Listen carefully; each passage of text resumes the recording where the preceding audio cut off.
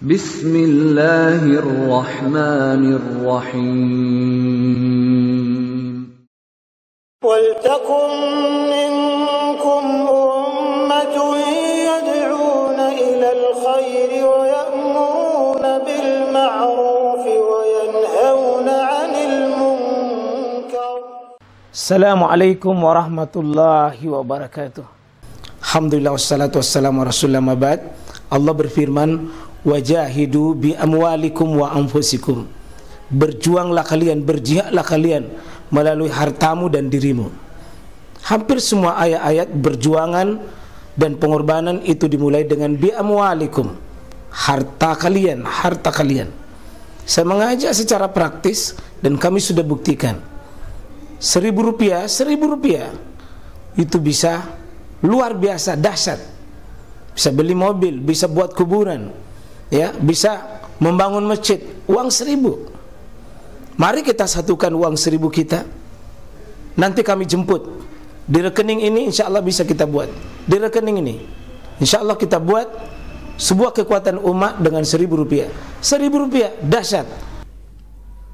Saya akan bacakan hadis-hadis di kitab Bulughul Maram tentang perkara mandi wajib. Perkara-perkara apa yang diwajibkan kita mandi, dan ini cukup banyak dalil-dalil sehingga ulama itu berbeda-beda, Pak. Berbeda-beda mana yang mewajibkan mandi, mana yang sunnahkan.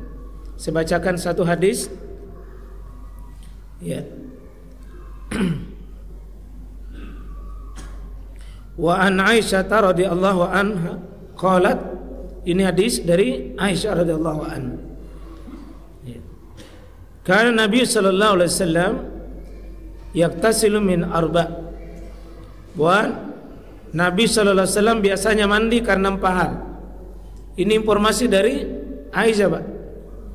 Jadi kalau informasi begini mohon dipahami. Lain ucapan Nabi, lain informasi perbuatan Nabi. Itu beda. Kalau begini perbuatan Nabi diinformasikan oleh istri beliau Aisyah. Aisyah yang mengambil kesimpulan memahami Nabi itu. Jadi hati-hati kalau Bapak mau membaca hadis. Kalau baca hadis kita lihat apakah ucapannya Nabi atau perbuatannya Nabi. Ini sahabiah Nabi Aisyah, bisa jadi ini pengamatan Aisyah, bisa ke istri yang lain beda, sahabat lain nanti beda. Menurut Aisyah itu yang dilihat Nabi SAW bahwa biasanya Nabi itu mandi 4 hal, 4 sebab. Ya, bisa jadi di luar ini, Pak, bisa jadi di luar ini. Bukan ini ketetapan satu-satunya. Pertama, ya minal janabah, tentu mandi junub. Nah, ini tidak ada perbedaan hilaf ini tentang masalah ini.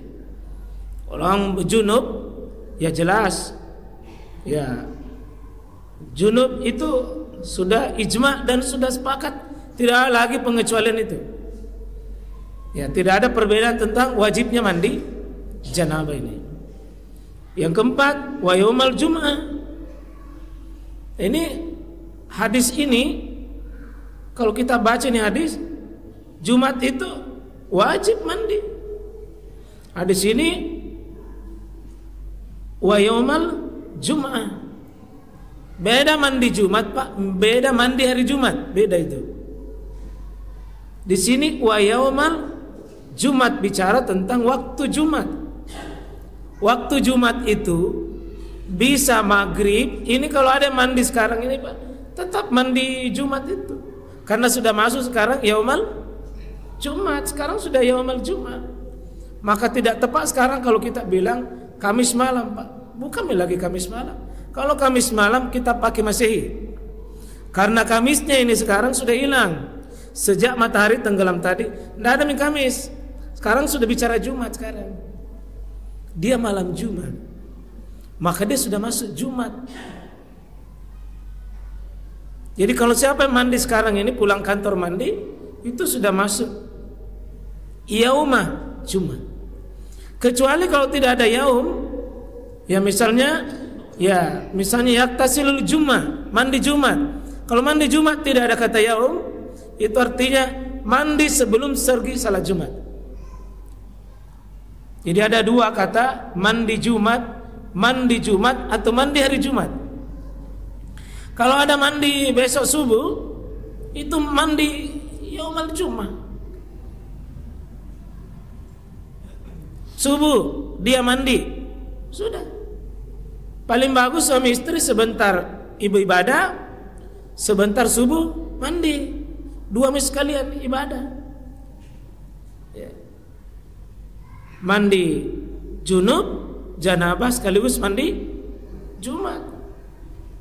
Yang masih bisa Pak, tidak bisa jangan paksa diri lah. Nanti bapak yang bukan mandi tapi bapak yang dimandikan.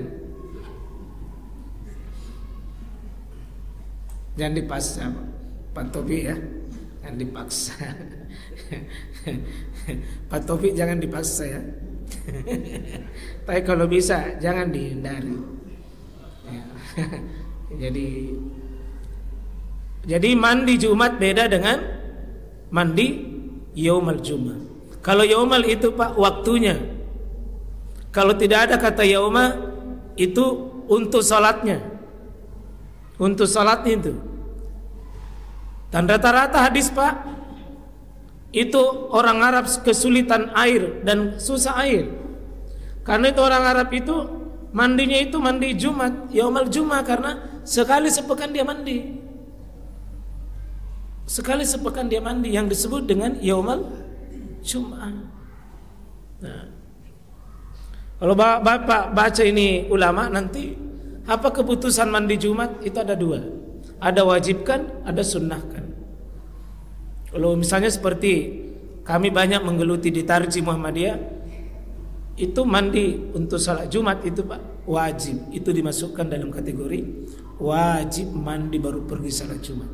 Itu dihukumi dia wajib. Tarjinya Muhammadiyah wajib dia mandi, bukan sunnah. Wajib dia mandi baru pergi salat Jumat. Ya. Kalau bapak ya usahakan kita hari Jumat itu usahakan mandi. Usahakan mandi. Nah, yang ketiga di dalam hadis ini wa minal hijamah. Itu berbekam. Kalau sudah berbekam, mandi. Nah, itu biasanya Nabi mandi kalau sudah berbekam.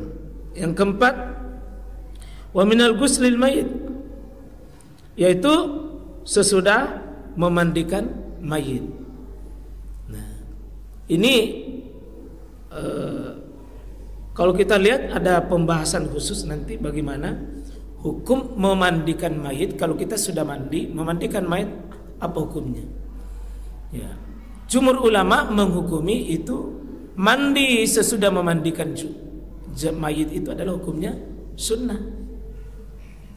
Mandi sesudah memandikan mayit itu hukumnya sunnah.